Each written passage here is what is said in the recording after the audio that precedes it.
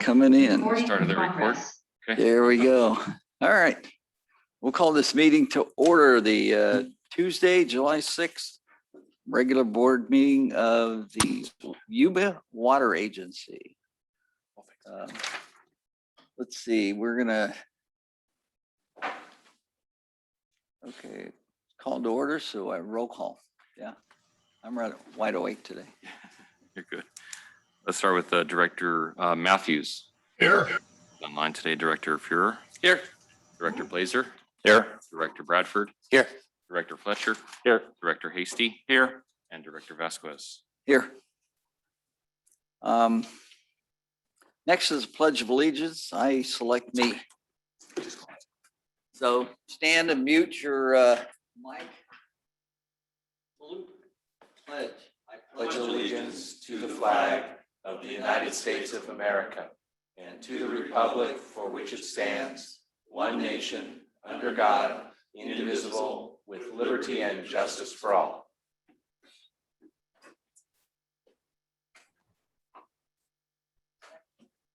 Public comment.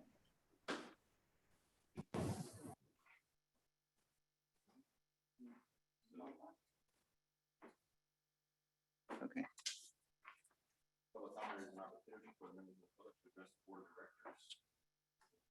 On any subject matter that is not on the meeting agenda and is within the board's subject matter jurisdiction, public comment periods are limited to 3 minutes per person, and the total amount of time for public comment is 15 minutes. Persons participating by way of video conference or teleconference shall ensure their audio is muted at all times, except when the board chair announces public comment periods. At those designated times, members of the public wishing to speak shall enable their audio and state their name for the record. When multiple members of the public wish to speak, the clerk will determine the order of speakers and announce their names accordingly. To ensure the proper conduct, the board reserves the right to mute the audio and video of any member of the public violating generally accepted principles and decorum of official public meetings. We had no public comment from inside the room, sir. Let me check online. And we're seeing none there, Mr. Chair. None there. We'll mark this day down on the calendar. Okay. Charles is not here. Okay, next is consent items. Mr. Chair, I'll move approval. I will second. We have a motion and a second. Roll call vote. Any comments from the public first on the consent? None. We'll go roll call vote. Very good. Let's start with Director Fuhrer, Yes. Director Blazer, Yes. Director Hasty, Yes. Director Vasquez, Yes. Director Bradford, Yes. Director Fletcher, Yes. and Director Matthews. Yes. Okay. Next item is discussion item.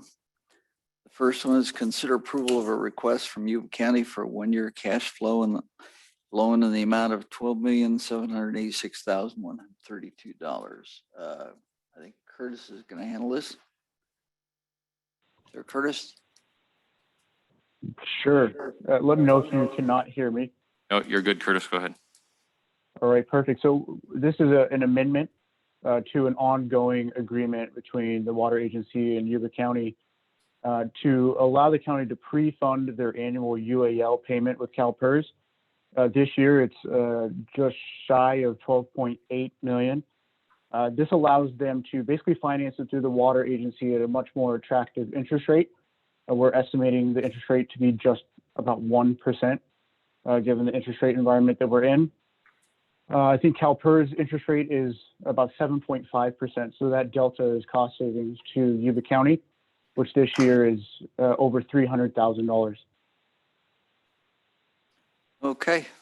Any questions from the board? Through the chair, a very valuable item for Yuba County. I'll make the motion to approve. Okay. I'll second, but I'm kind of offended that nobody from Yuba County is here asking for the money I'm here. because we get it from Marysville. You know. Okay. I thought Kevin would show up for $12 million. Well, he's on vacations. Okay. All right. Point So we taken, have a though. first and second. So any comments from the public? Okay. Bring it back for roll call. Thank you. Let's start with Director Hasty, Aye. Director Fletcher, Yes. Director Vasquez, Yes. Director Fuhrer, Yes. Director Blazer, Yes. Director Bradford, Yes. and Director Matthews, Yes. Director Vasquez. Yes. Okay. Motion passes. All right. Item 3, consider approval of a request from member units to forego the automatic 2.5 annual increase for both the base and metered usage. I'll move approval. We have a motion. I second, but I'd like to hear Any from Mike. comments from the board? Was there going to be a presentation on it or? Yeah, Mike would be glad to make some kind of comment. I thought we were gonna have Willie do that. Yeah, Very simple. Right. You okay? yeah. Very simple. The water supply agreements with member units have an annual 2.5% increase. We have foregone that increase the past several years due to significant generation in water sales revenue. And a couple weeks ago, we received the same request from the member units, and here we are for your consideration. Well, we have a member from the, a person from the member units. Would you like to say anything, add anything to that? Okay. That is the guy who understands boards. There you go. All right, well, any further comments from the board? That's tough. Any further comments from the public? I guess we need a second, don't we? Charlie seconded. Oh, okay, all right, roll call. Thank you. Let's start with Director Blazer, Yes. Director Fuhrer, Yes. Director Bradford, Yes. Director Vasquez, Yes, Director Fletcher, Yes. Director Hasty, Yes. and Director Matthews. Yes. Thank you, gentlemen. okay, now for the meat of the meeting. We received a presentation, consider adoption of the strategic plan for economic growth in Yuba County. We're looking forward to this.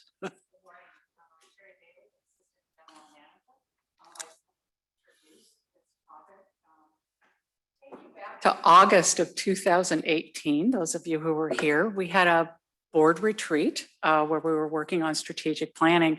And the one thing I vividly remember from that meeting was when in unison, the board said, we want to invest in the community. We were building up our reserves pretty well and things were going well. And it was time to focus outside of the things that we had been working on, which were really to build up our operation at the plant. And so the board said loud and clear, we want to work on economic development. So we thought that the first thing to do was, okay, we need a plan. We need a strategic plan for economic development. And not being experts ourselves on staff at economic development, I went through a process of really researching who would be good consultants for us, who knew what they were doing, who understood a rural county, a small county that had an ag-based economy, and that was nearby a major metropolitan area, and who could really look at all of the assets we have in Yuba County and how to continue to build on those assets. So we found Applied Development Economics, and that includes Doug Svensson, Lon Hadamia, and Jake Palumbo, among others. And they embarked, we initiated a 2-year contract with them. And during that 2 years, they were going to deliver an economic development strategic plan for the county. We would build up the partnerships. You know, we don't want to do it ourselves. We're just coming up with a plan that everybody, the cities, other special districts, the county could all buy into, and we'd all be kind of rowing in the same direction. So it's been 2 years. And so today you're going to receive the final product. I put that in air quotes because, you know, a good plan is never final, especially in economic development. It's going to continue to change as we get more and more things done. But that plan is coming to you today. Since that time, in the last 2 years, Doug and Lon have interviewed well over 100 people in the community, and it's been government leaders, community leaders, business leaders, folks from not-for-profits, and have come up with the plan. Just to recap our role in this, because I always want to be really clear, a lot of people will say, what does the water agency have anything to do with economic development? Well, first of all, our core missions are the base of economic development. If we don't have really good flood risk reduction and water supply to our partners, there won't be any economic development in the county. So that's our first role. The second role in developing this plan was to figure out what else can we, according to our mission and the Agency Act, invest in to further stimulate the economy in Yuba County? And also, how can we get these partners involved and be really clear what projects are going to move the economy forward? And so our role in many of the areas is really as a researcher, setting up the base, and also as a catalyst with our partners. So I'm going to turn it over to Lon and Doug so that they can present to you the project or the final plan. Mr. Chair. I have one thing. You've got a letter here, memorandum of record, a letter of intent for partnership intermediate agreement with the water agency. Isn't this phenomenal in that it's first one from the Air Force agreeing to participate with us? It is. We got that on Thursday, and Lon is going to talk a lot more about that. Okay. Okay, so let me turn it over to Lon and Doug. Good morning, Terry. Thank you very much, Mr. Chairman, directors. It's always a pleasure. It's even more of a pleasure to be in person today. So thank you very much. Let me bring up a PowerPoint that we have. I think it's behind here.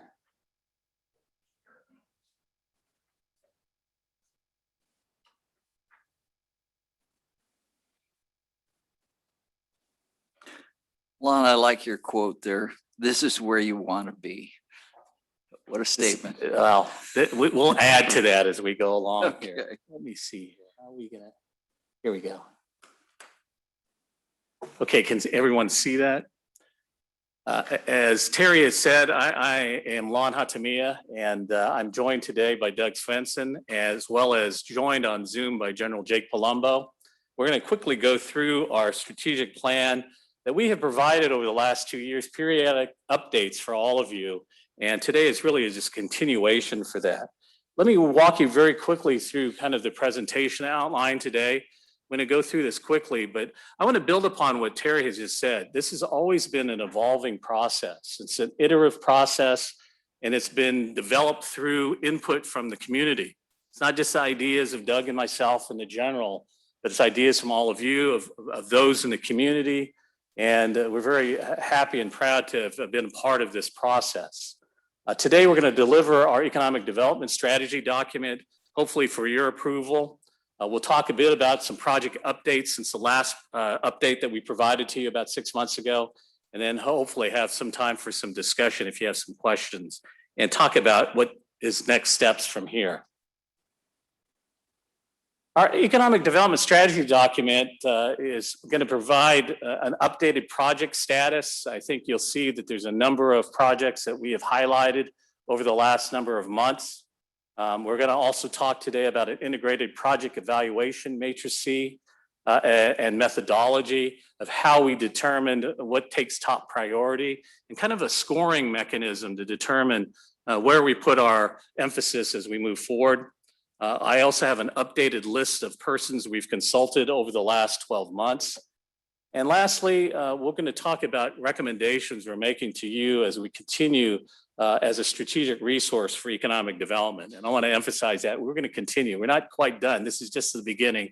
As I shared with the chairman this morning, this is just the beginning. We have a lot of work ahead of us, and certainly challenges and some barriers that we need to overcome. But more than that, I think we now have a plan that can be adopted and certainly implemented.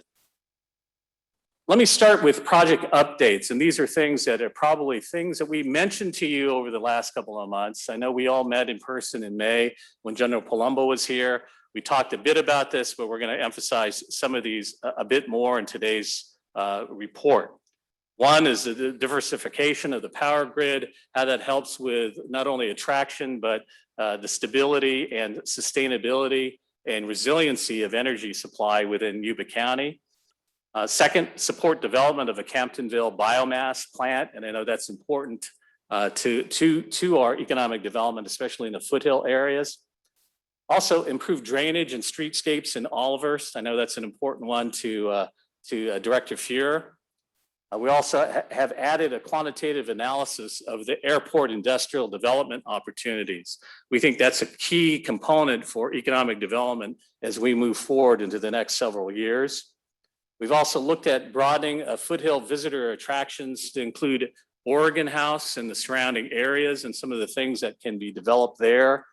And lastly, we've highlighted kind of the Wheatland Pirates at Sea Career Technical Education Program, which is a major factor in terms of segment that we're looking at in terms of education and workforce training, which is critical to economic development. Without that, we can't see a lot of the other achievements that we've outlined and will focus.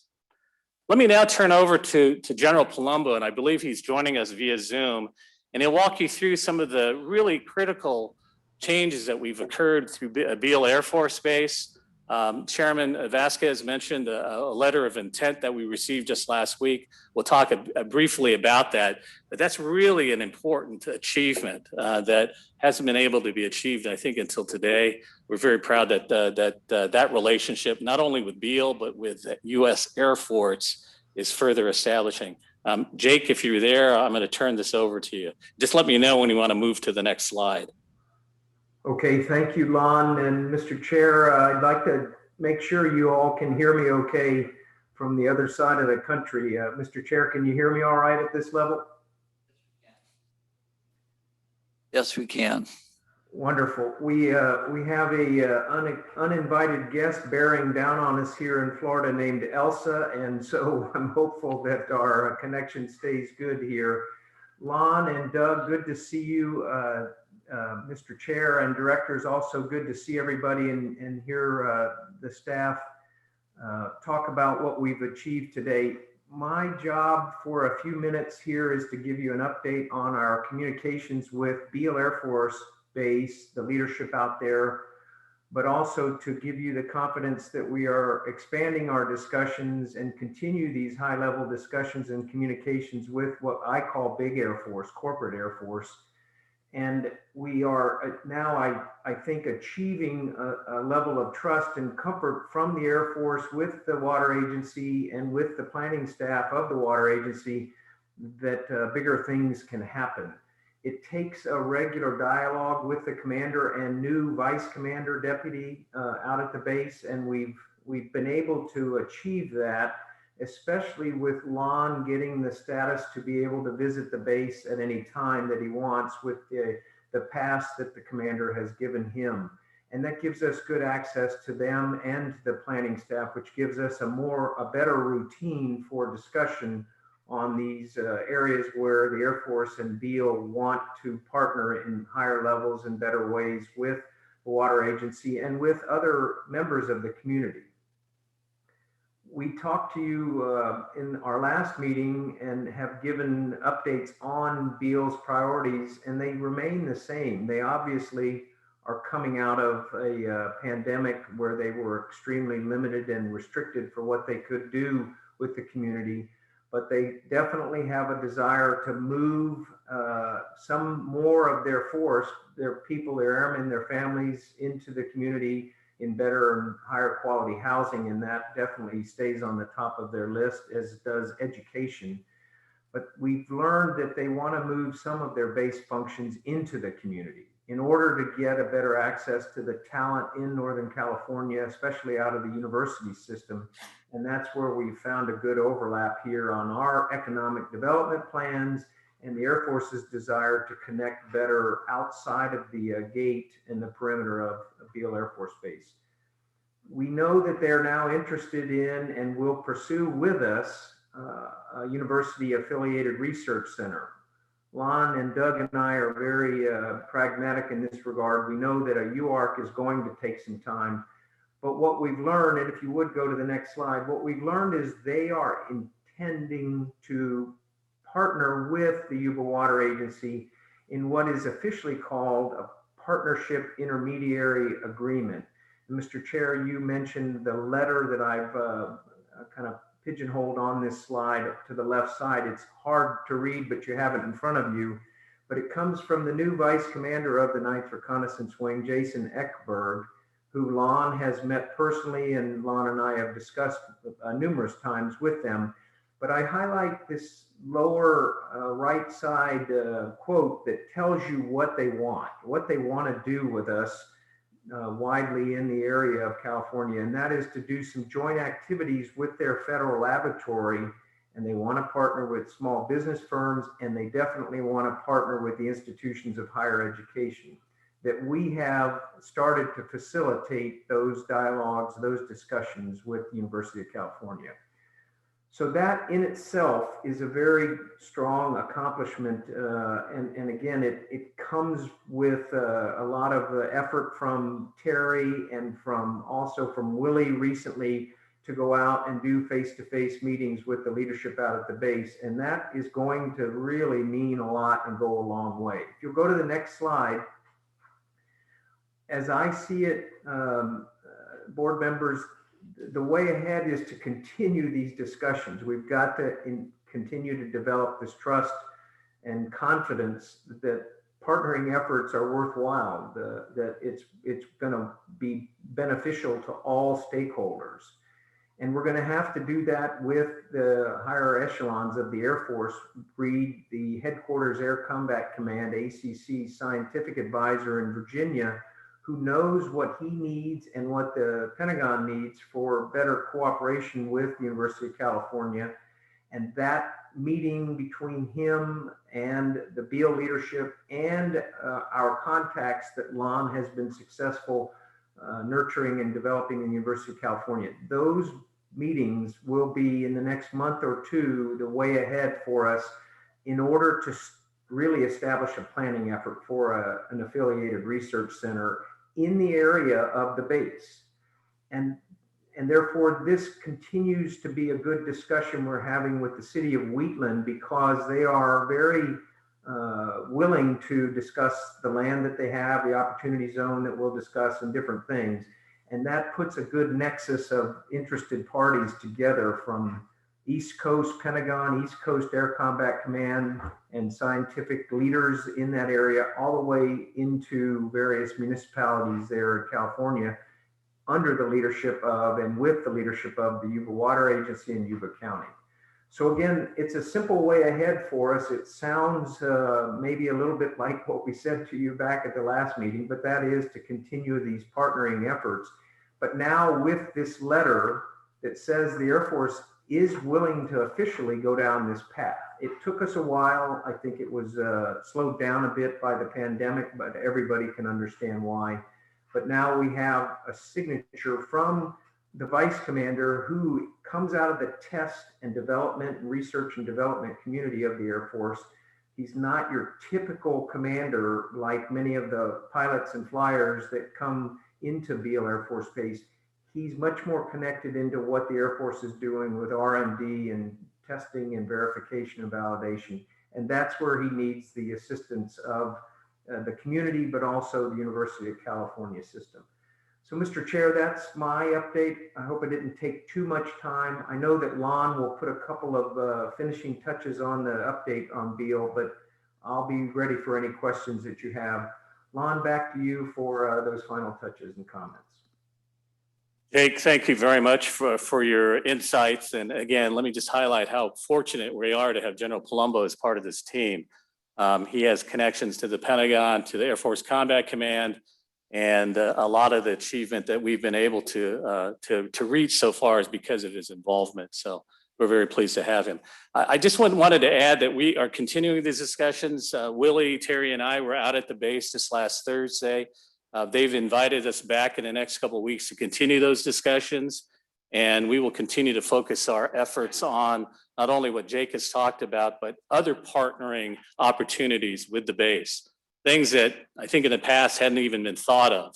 And now I think they are considering that the water agency is a resource that they can work with, and that the Yuba County is somebody that can be a contributor to their long-term success.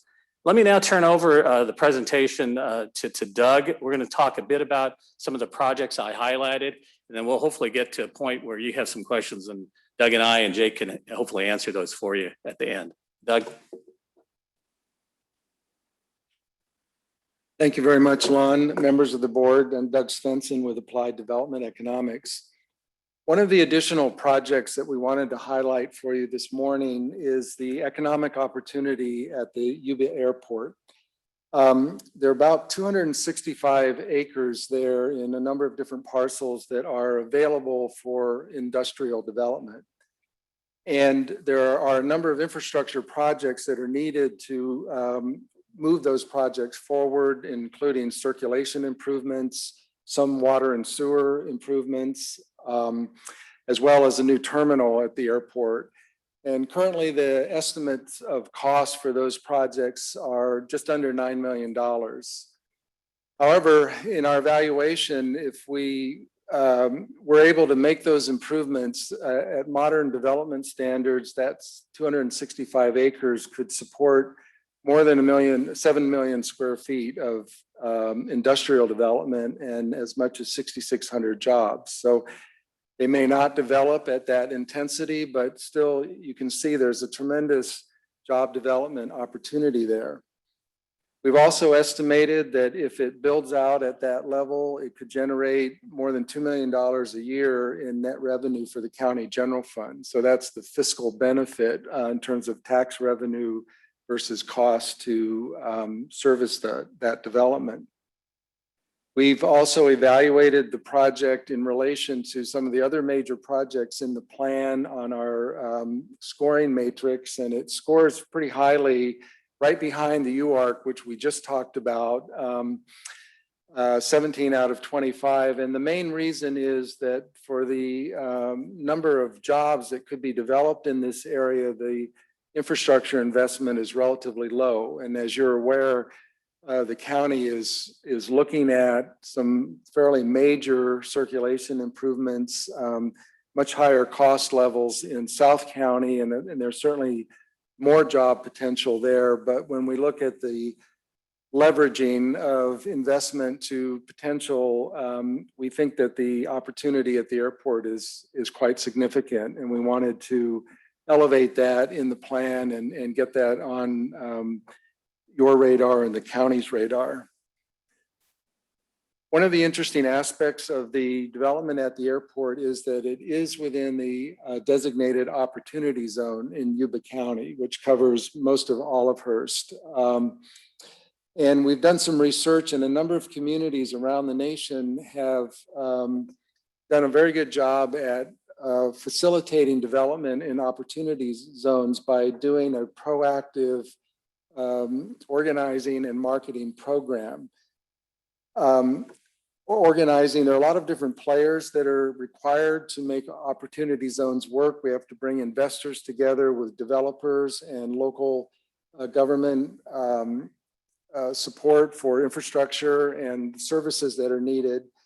But as you can see here, the Economic Development Strategic Plan offers or provides a lot of the groundwork that's needed for this in terms of identifying the community's assets and needs, the market opportunities, prioritizing projects, and creating a path to support developments as they go to market.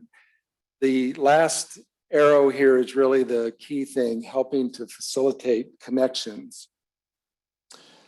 So as I mentioned, there are a number of different players that are needed to make this work. Opportunity zones are a federal mechanism for high net worth individuals who have capital gains to invest in projects in an opportunity zone.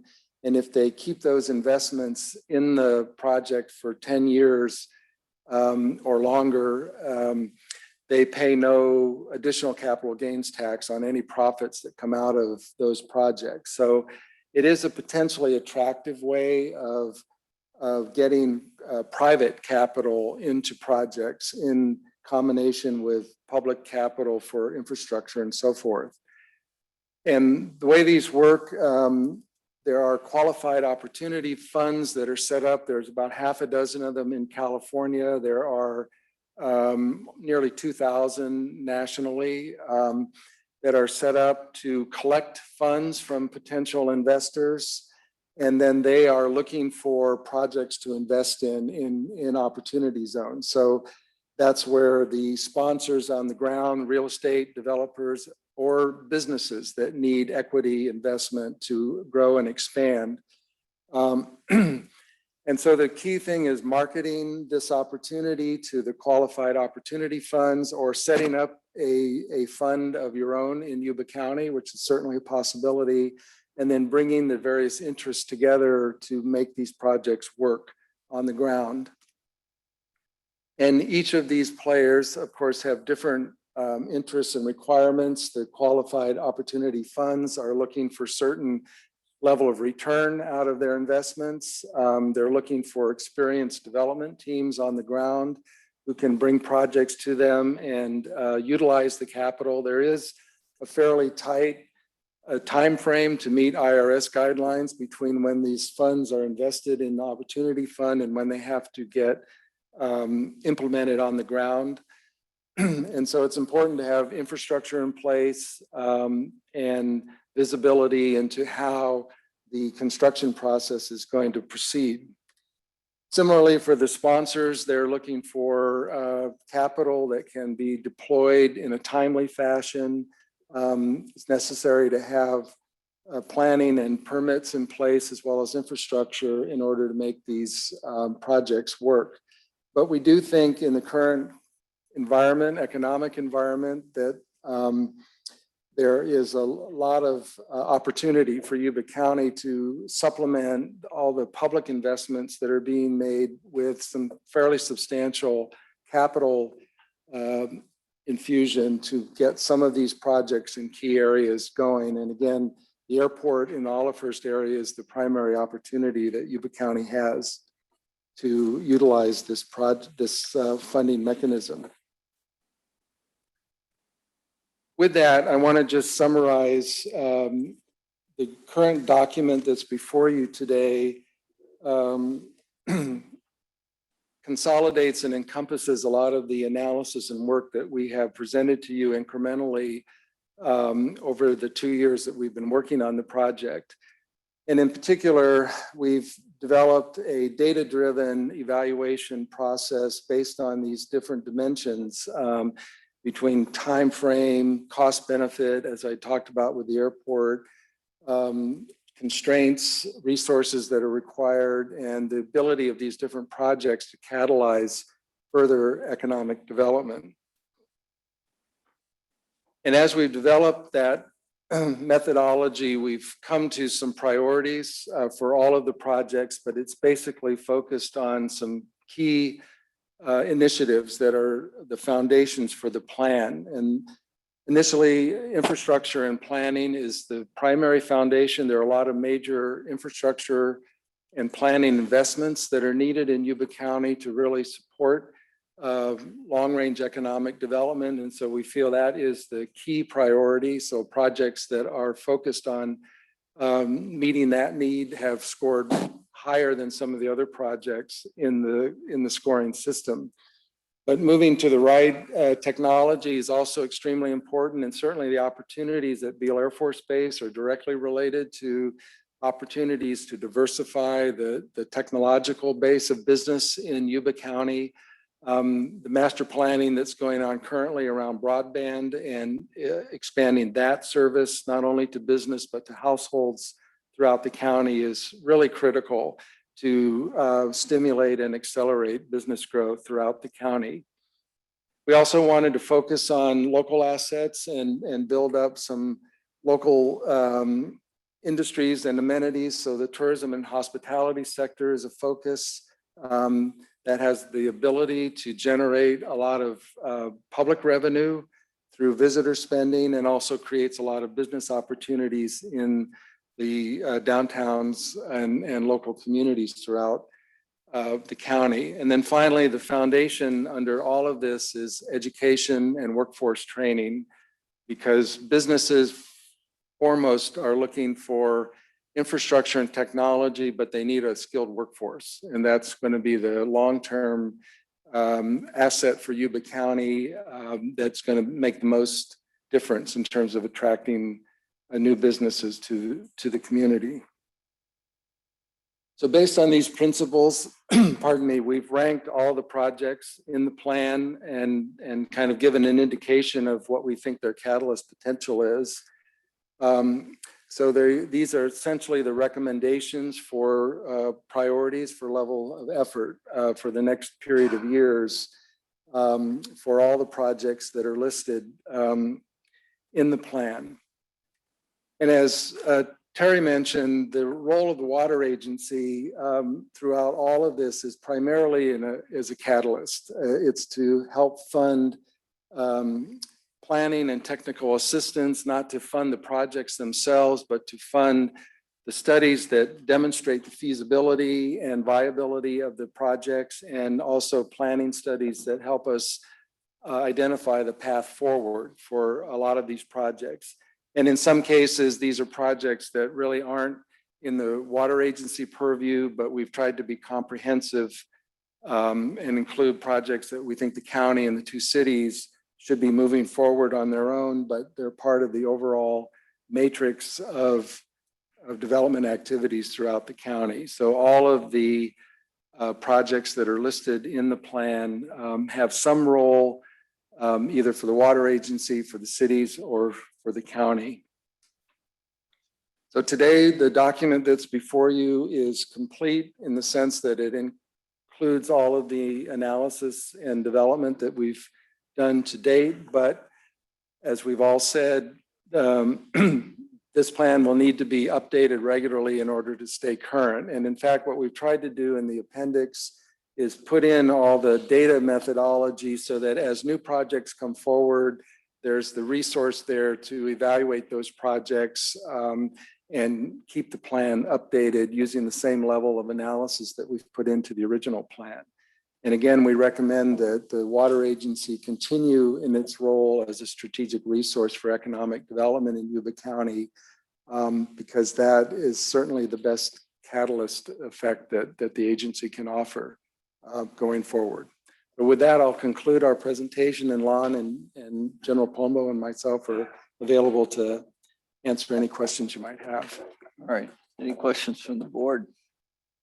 Or who wants to start? I had a question about the airport presentation. Thank you. So if the county of Yuba put $9 million into the airport infrastructure and terminal, it would generate $2 million and 6,000 jobs. Tell me a little bit more about that.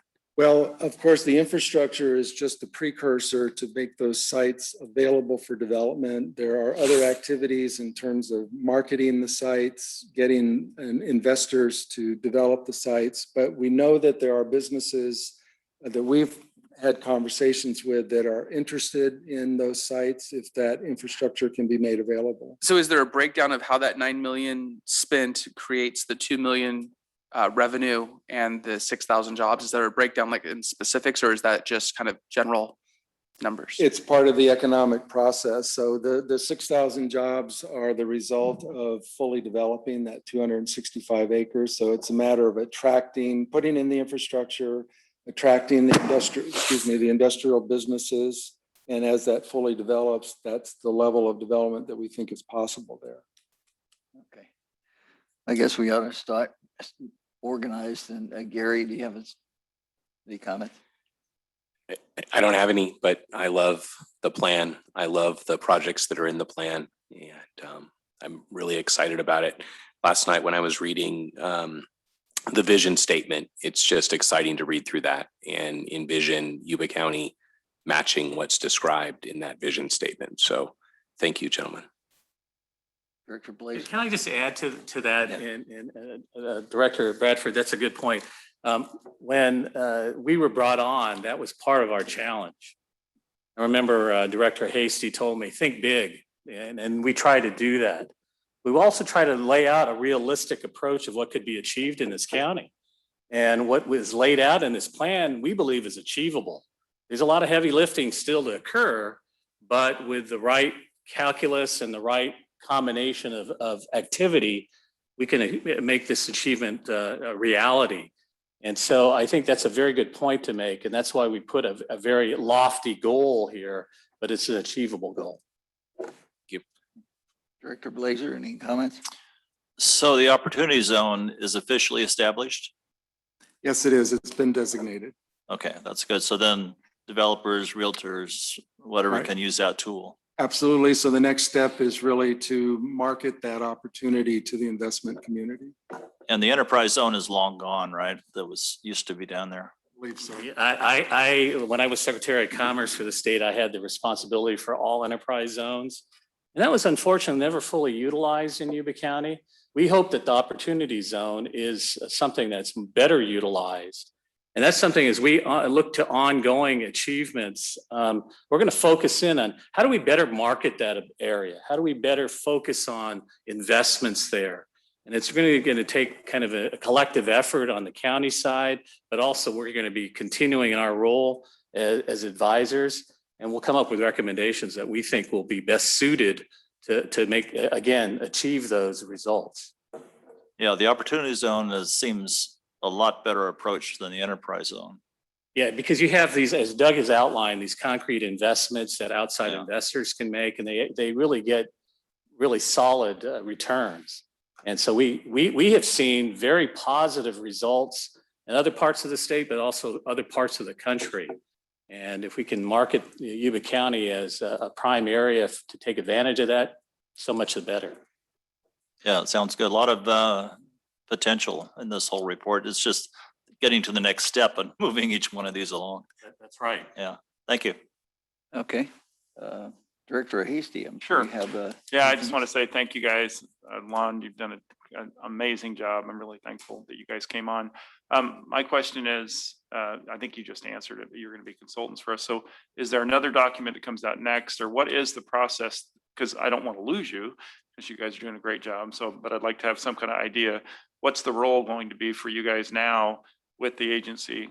And is there we have a document that you worked on to here, but what is the next role? It's our plan, and I think as I outlined in my initial comments, our plan to continue to act as advisors and consultants to the water agency, to take this plan and to bring it to fruition. So we looked at priorities here, some of the top priorities, the UARC, the airport, the river parkways, some of the other developments we talked about.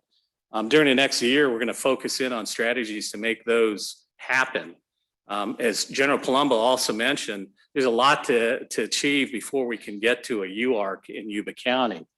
But he and I are working very directly with the Air Force, with the University of California to take it to the next step. And so Terry and Willie have asked us to sign on for another couple of years to make sure that that happens. And we certainly made that commitment, at least for the next 2 years. Great. Well, And can so we that's going to be our focus. We've also had good discussions with Kevin Mallon at the county. We will continue to be advisors on economic development, not only to the county, but hopefully to the local communities, both Wheatland and to Marysville. Because I think that is a challenge that all of the local governments have. And we're more than happy to provide whatever expertise we could share. Great. So Terry and Willie, I assume, so we'll get a yearly update on how we're doing on this strategic plan? Well, and I think Director Hasty, we had provided 6-month updates. We could provide updates whenever you require them. Now that we're going to be able to meet more in person, we hope to have General Palumbo out here at least a couple of times a year. Great. So we'll provide updates as they warrant them. I would imagine over the course of the next 12 months, we'll have quite a few. Great. Thanks, Will. Appreciate it.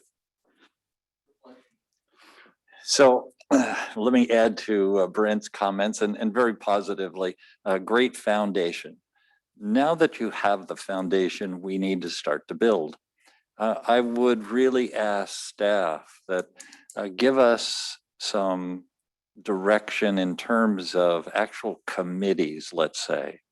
I could see that this board would like to get actively involved in their districts to actually put some walls up, let's say. Let's consider this a house. That there are things in my district, certainly South County, that maybe ad hoc committees that we could work one-on-one with staff and really, I've been involved in so many building of business plans over the years. And unless you really pick them up and run with them, what do you end up with? Not much. But you certainly have a great foundation here. Good ideas. Now let's follow through. And it's that follow through that we can meet periodically, but I want to meet actually more than periodic from the board level, that we really get some hands-on action. Lon, you have a comment? Director Fletcher, that's exactly the follow-up I wanted to provide. This plan is a great foundation, but it's only going to go as far as the local commitment can be made. We can only come up with ideas. It's what's going to happen with local investors, local leaders. And we're helpful, we'll be as helpful as possible to identify funding sources. There's going to be a lot of federal grant and state grant opportunities that may come down the pipe over the next 12 months. Yuba County's got to be positioned and to take advantage of those. We're going to try to help you strategize to make that happen.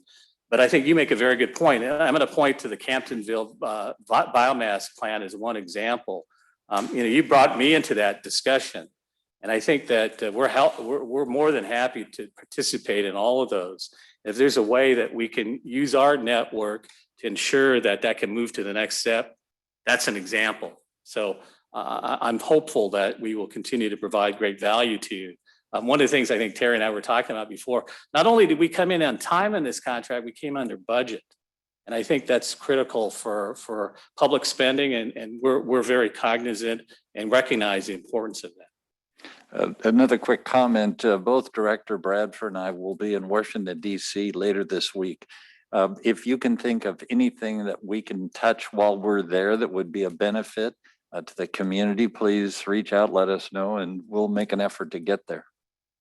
You mentioned that to me, and I'd be interested to see what the agenda is for those discussions. There may be some of the meetings I know at those conferences that may be very helpful to get some insights to opportunity zone funding, other infrastructure funding that may be coming through, and how do rural counties like Yuba take advantage of that. So that's what I would recommend. If you can focus in on some of those workshops, that might be most helpful to the local area. Very good. Thank you.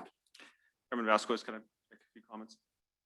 You can only keep me bottled up for so long. It's 9:47. I had 4 days off and a lot of discussion here, but Director Hasty and Fletcher's questions and comments are basically around kind of what's next, right? We have this foundational document and what's next. And there's constantly a question, and this response that I'm making here is not just for the directors here, it's for those that might be attending on Zoom that may wonder, why is the water agency doing this? Or is the water agency done? And I think maybe Director Hasty and Fletcher's questions are we done? And the answer to that is no.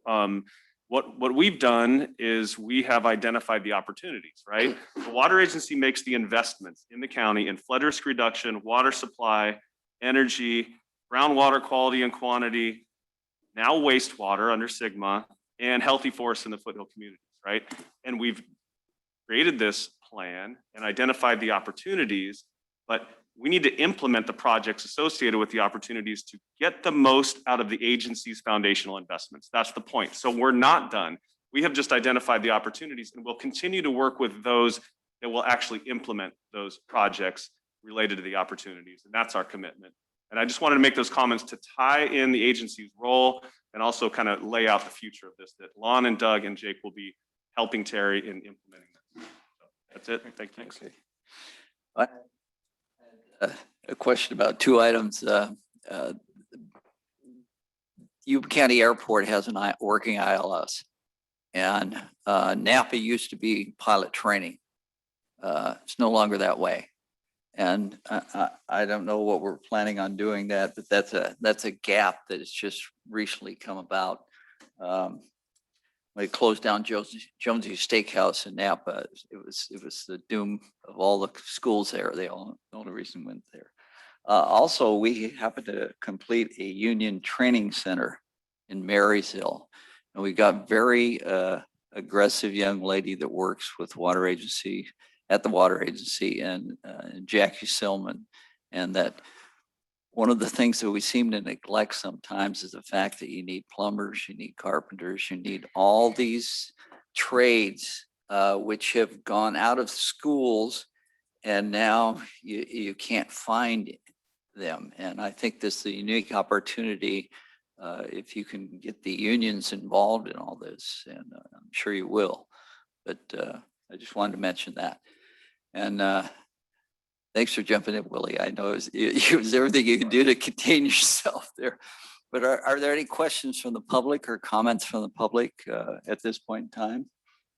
And then, Mr. Chairman, yes, I'd like to make a comment that the way that you proceed is you keep tackling it. You don't let it sit on a shelf. So we need to like use the University of Davis. If Lon has people there when the general comes out, having luncheon meetings, or we need to keep it the burner going, not let it sit on a shelf. okay. Agreed.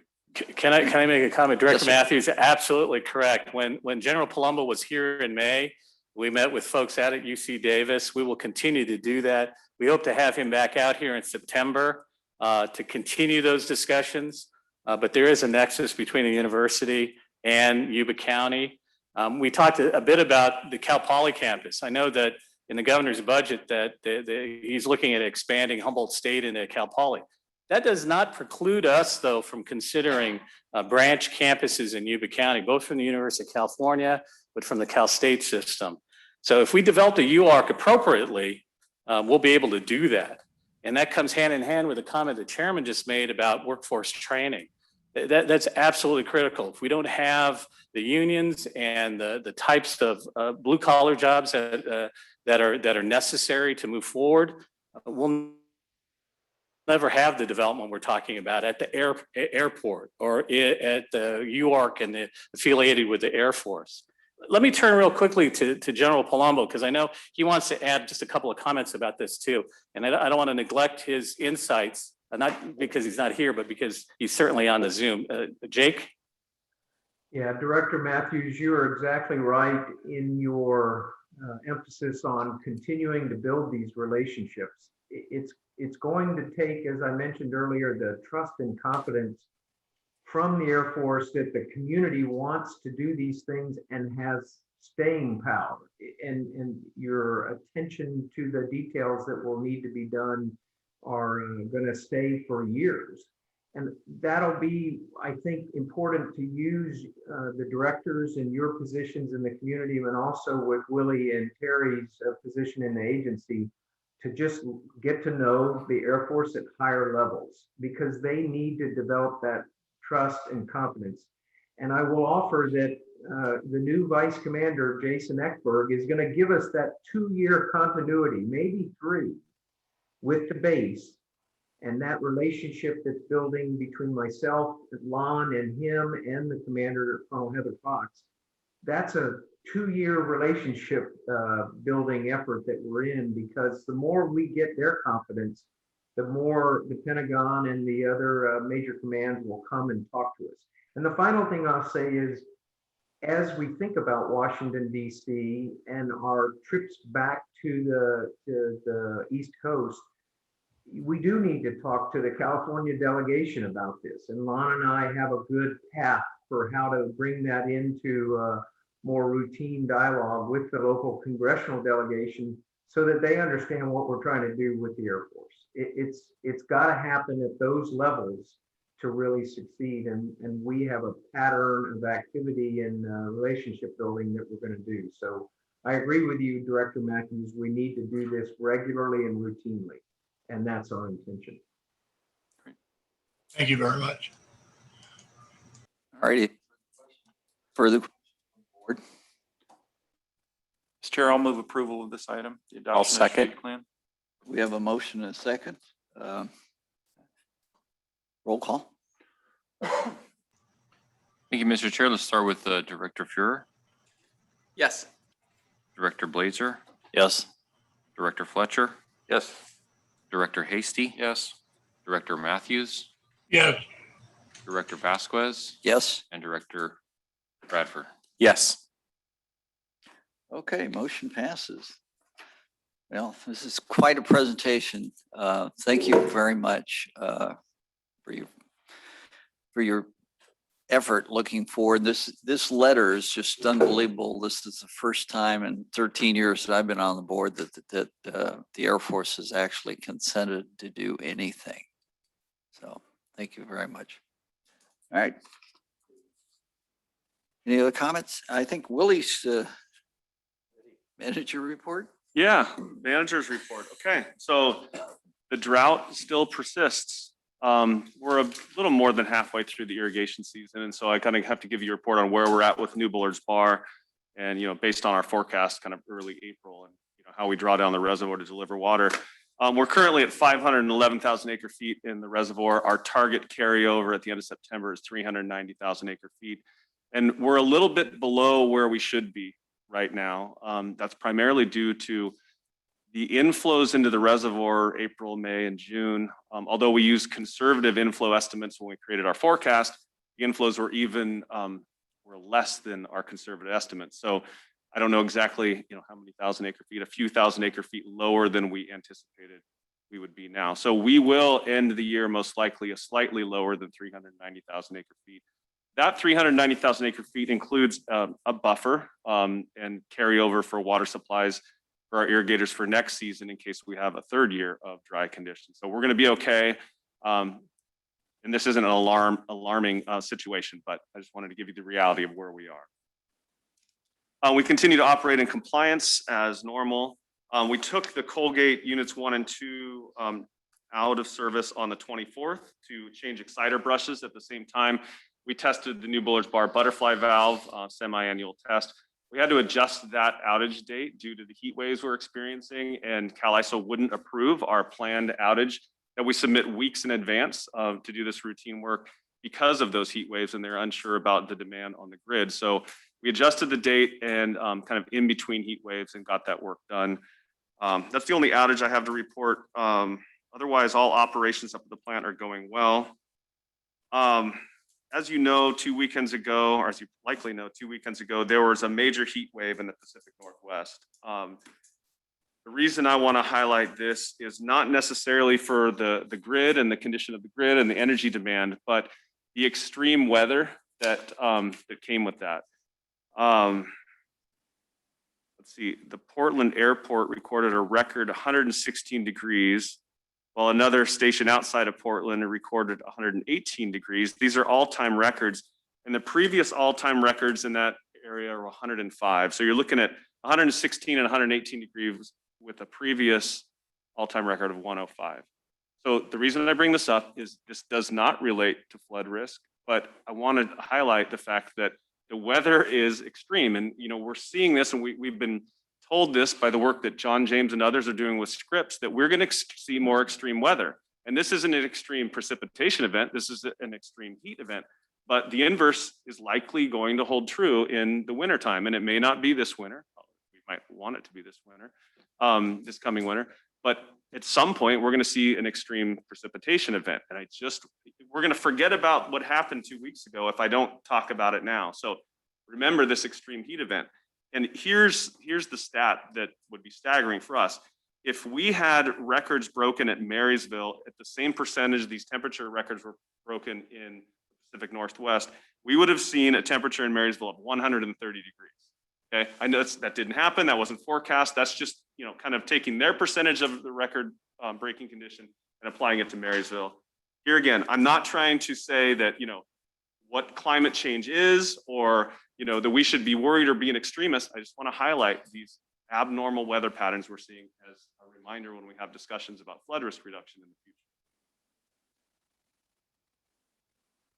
Okay, so on to the administrative side of things. Oh, I wanted to touch on the Folsom tour. A few of us went on a tour of Folsom Dam and their auxiliary spillway.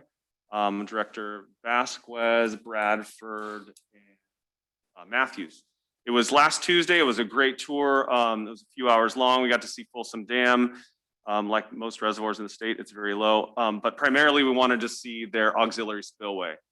We saw the auxiliary spillway. It was a great tour.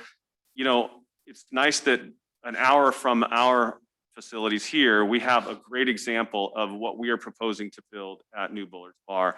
I just talked with Director Fuhrer and Blazer this morning, and Director Hasty, and we're very likely going to put together a second tour to get them out there to look at the same thing. So we'll do that in the future.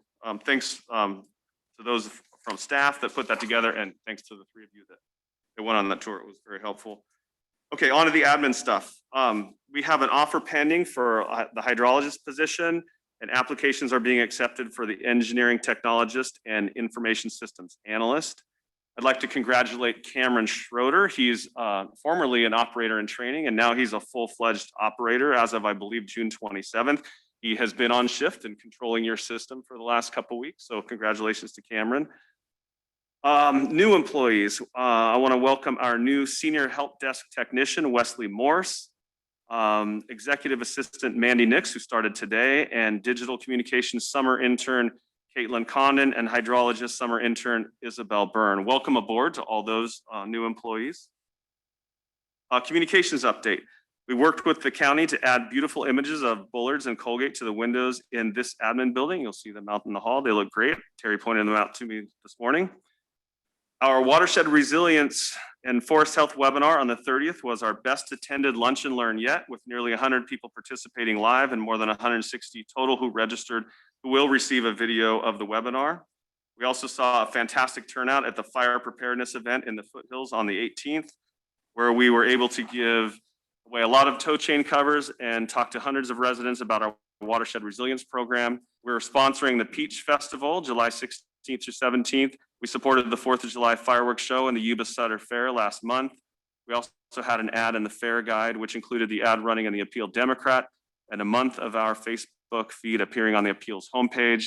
And so that will be running in the month of July. And our next meeting is a regular Board of Directors meeting on July 20th. I have a question though. We discussed this at the tour. Why are we subject to the bad analysis of our state on the runoff? They missed by what, 50% or something? Yeah. Could you explain how that? So the Yuba Accord is subject to DWR's runoff forecast, the Bulletin 120 forecast. There are other forecasts in the state, the California Nevada River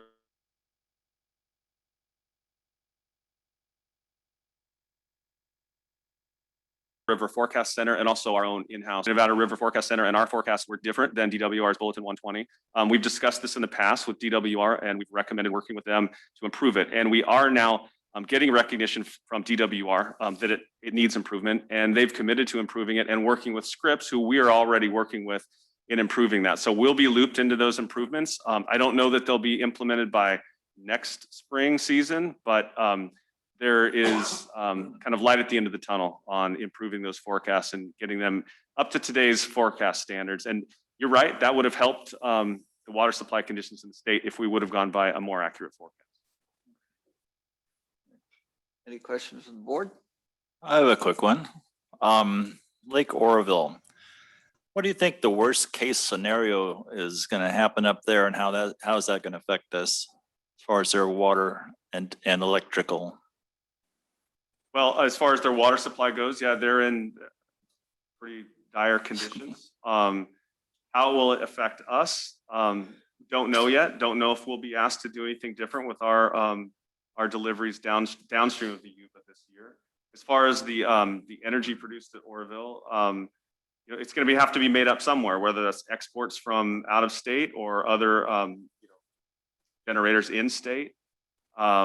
It will likely provide an opportunity for us. We do anticipate having water for the rest of the year and be able to generate much less than average, but we'll still be able to peak throughout the day. And even though I just mentioned we're going to be a little bit less in the year carryover in Bullards, we do know what we're going to be able to deliver throughout the rest of the year. So there's an opportunity there if the market does peak.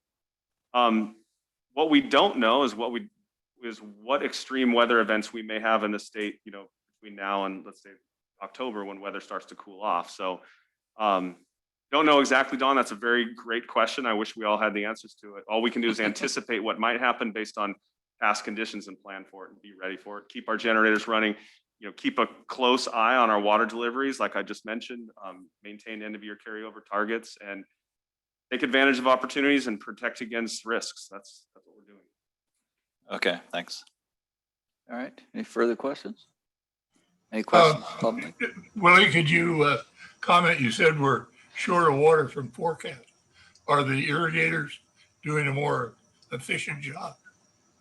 Yeah, Director Matthews, the irrigators are doing a great job. There's great communication there. I don't know that has, the water that's taken at the diversions, I don't know that is a factor at all in where we're at. I honestly think it's just, we used a conservative number on the inflow, and we even saw less inflow than that. So I think that's one thing we might have learned this year.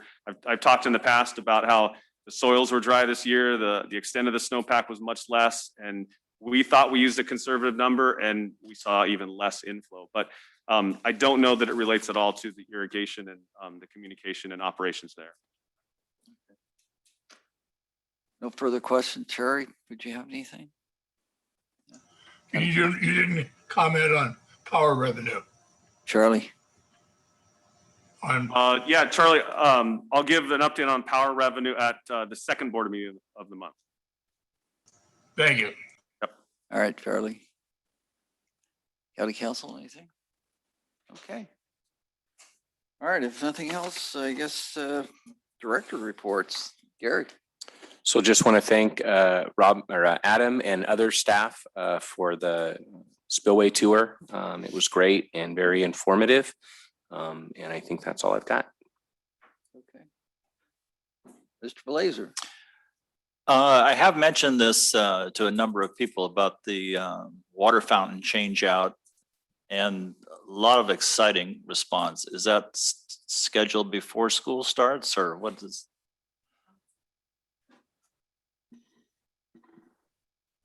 Jackie's out there somewhere, I think. Yeah, I will ask Jackie. Jackie, are you still on the call? If you I can answer am. that. Thank you. Yes, they should be, well, 33 of the water filling stations will be here. Those were at the at-risk school sites. So those will be here, and those are going to be installed hopefully by the first week in August. My understanding, Yuba County schools are going to start August 11th, something like that. And Dee Dee has worked on water bottles. So those should also be here hopefully by that time to get them started. Oh, she's shaking her head. Yep, there you go. And we do have a flyer that also Dee Dee's team is working on water conservation that will go with those water bottles. So it's on its way, and the rest of them will be done in September. Thanks. Okay. No report. That's true. Thanks to the general manager and pointing out the extreme weather event. I'm going to get a quote for another air conditioner just in case we get to 130 degrees, because mine's not big enough to handle that. So thank you, Willie. Okay. Brent. Yeah. Thank you, Trustee Blazer. Immediately when you said fountain, in my head, I'm thinking, so what are we doing at the Marysville Lake and what are we doing at that fountain? It never didn't cross my mind. So we got more fountains going than I'm used to. I just want to reiterate what Willie said. And if you have a chance tomorrow, the NACWA board meeting will be tomorrow at noon, and the initial speaker is Carla